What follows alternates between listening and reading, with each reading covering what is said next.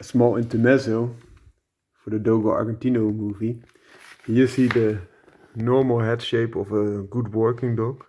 They can vary, can be a little bit more bully or a little more snipey. This is my black Val Terrier, also a catch dog for foxes and badgers, but also sometimes for hawks or swines. And that's the same as the Dogo Argentino, only a lot smaller. But you need a sturdy snout and a good muscled cheek to have a good catch dog.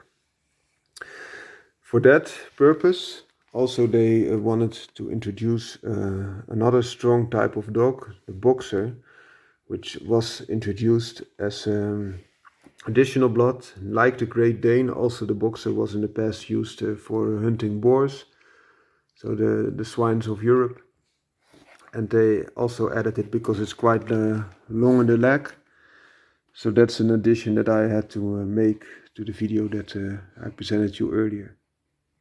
I hope you like this little intermezzo. Have a nice day. Well, I'm just checking. I think I have ticked all the dogs that are in the origin now of the Dogo Argentino. Please let me know if you think I left some out.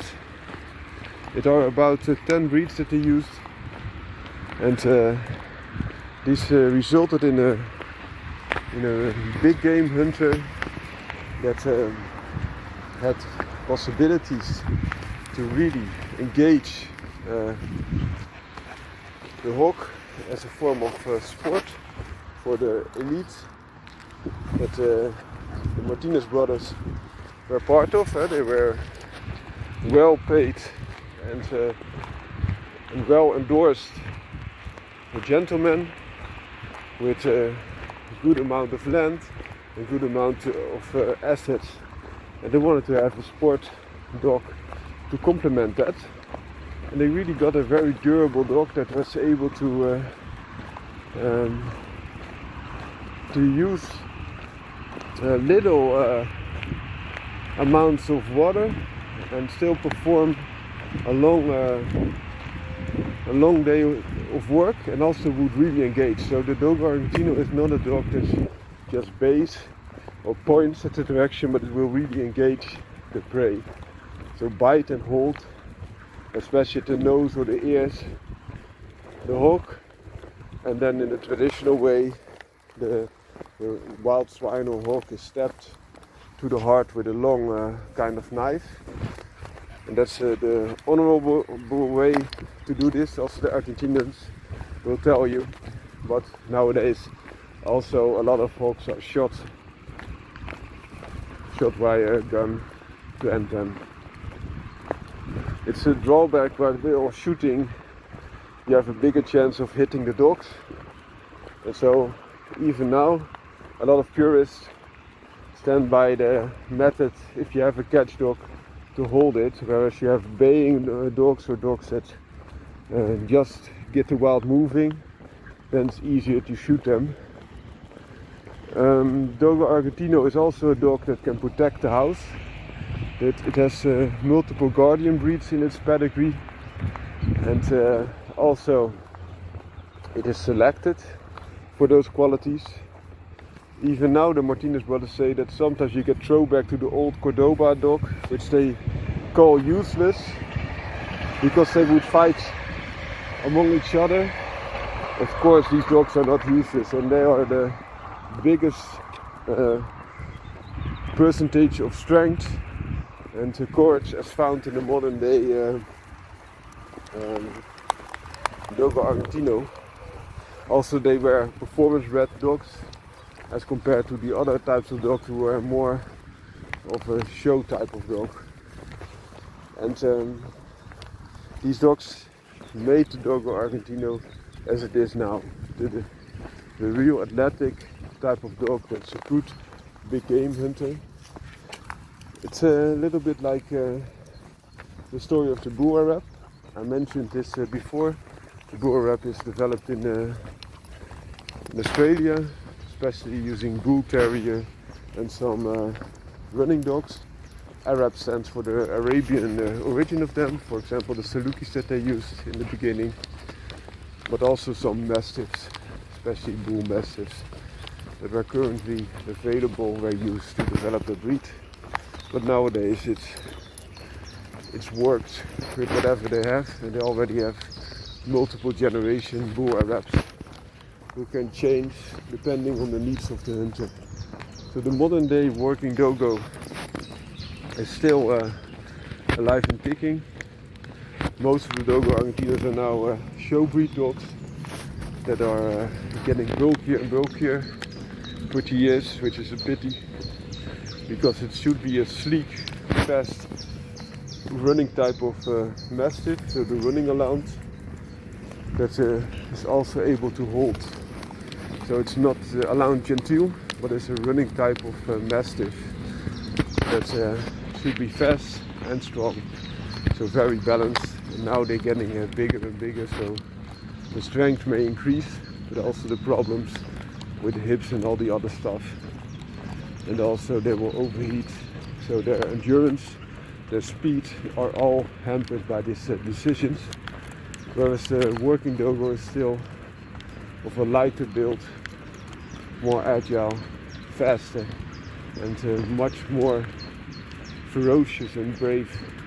I saw a lot of movies of current day Dogos that would not even engage a difficult hawk. Whereas, for example, this little Patterdale that's developed as an earth terrier, so for foxes and badgers, so needs to be brave, but is never developed as a hawk hunting dog, but is used as such, and it's a lot more brave, especially if you think about the size difference between this and the Dogo Argentino.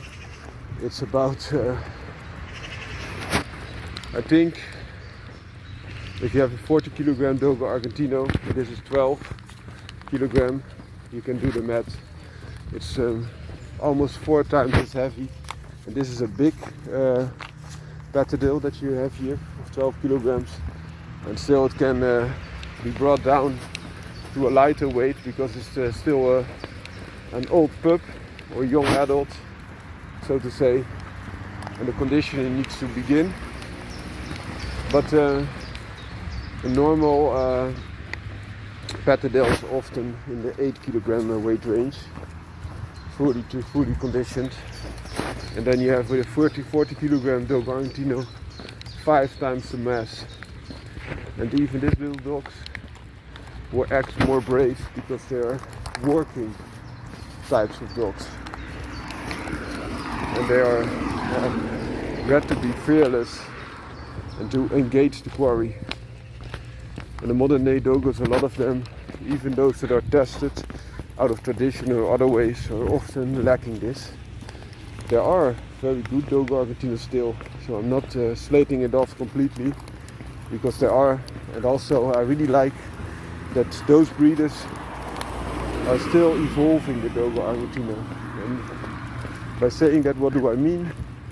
They're still interbreeding other types of dogs to keep the courage high, and also to increase the speed and the stamina, for example by the latter by, for example, crossing in some lurchers like bull lurchers that already have, for example, greyhound and bulldog blood in them, and the bulldog is then often of American pit bull origin, or also English bull terrier, or crossing them with American pit bull terrier or English bull terrier themselves, and then adding more lap again with the running dog infusion, which is for me the good way to approach it, and also has worked in Australia. And I'm sure that the selection done by the Martinez brothers, combined with this ongoing approach, will benefit the breed. Hey! In the longer run, so that it stays competitive and even the king of hawk hunting, if done correctly. Also because of the Bull Arab, they didn't have access to American Pit Bull Terriers, so real game dog blood, Whereas the current Dogo Argentino working line fanciers that really want the best hog hunting machine do use this blood. Also crosses with performance bred catch dogs such as American Bulldog, especially Scott type, should in my opinion not be looked upon with disrespect or frowned upon, but should be embraced for what it is. To get the best hog hunting machine, you better use the best breeds available instead of just keeping the breed pure but also destroying it by doing so. This is my opinion of this fantastic breed. I'm still really much liking the Dogo Argentino. If I was not able to get the Dutch Bull Terrier.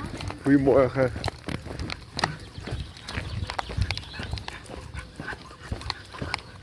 Hey! Of working lines, and I had to have a dog that complied with the breed-specific legislation of that time in the Netherlands. So it needed to be a purebred dog, otherwise they could say, yeah, it looks a little bit like this or a little bit like that. And even Mastiff types or American Bulldogs or other Bull and Terrier type of dogs were then slated off as pit bulls and banned, which meant that they need to be destroyed. Then I would have looked at a purebred Dogo Argentino, and preferably imported it from lines that still worked. So have a nice day. I really hope that you liked my in-depth Dogo Argentino article, and please let me know what you think about it.